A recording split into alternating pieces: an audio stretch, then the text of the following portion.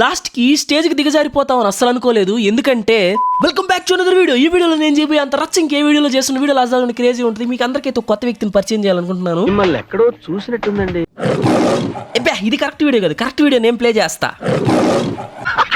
Christmas వేడుకలు జరుపుకుందాం అని చెప్పి నేను శానప్ప ఇద్దరం కలిసి మా అన్నతో ఎంజీబీ మాల్ అంతా తిరిగేసాము. ఈయనే మా అన్న కృష్ణ. ఎంజీబీ మాల్ కి మూల స్తంభం. ఆఫ్టర్ ఓన్లీ సీ ఫుడ్ తినమంటే కోడికి స్విమ్మింగ్ నేర్పించి మరి తినే రకము.